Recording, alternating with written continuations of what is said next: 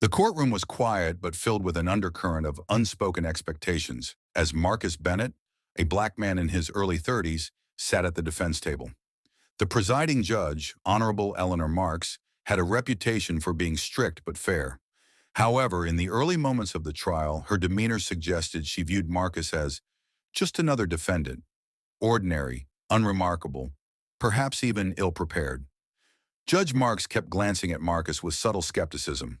The way he dressed, modest, not flashy, and his calm but unassuming posture didn't command immediate respect in a courtroom accustomed to polished attorneys and career litigators. She thought, this man seems average at best. He might struggle to keep up. Marcus knew what many assumed at first glance, but beneath his composed exterior was a mind sharpened by years of elite legal training, strategic thinking, and scholarship. He held degrees from Harvard Law School and Oxford University and had published widely on constitutional law and civil liberties.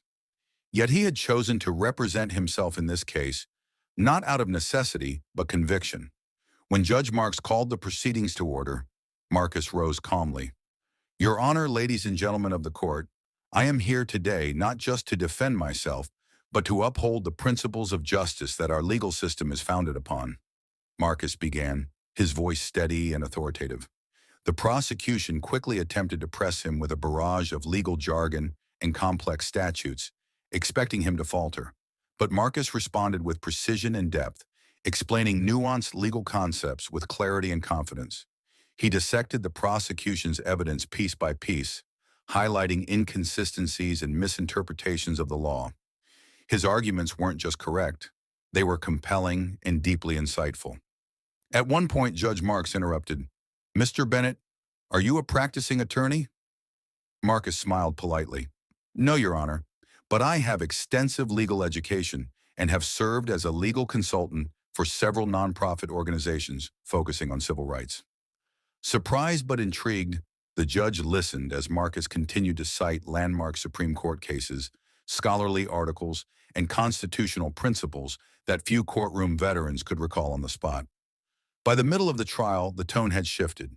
The judge's earlier skepticism gave way to respect. She asked more engaged questions, sometimes even referencing points Marcus had made to clarify matters for the jury. When Marcus delivered his closing argument, it was nothing short of brilliant, an eloquent blend of legal rigor, moral clarity, and passionate advocacy.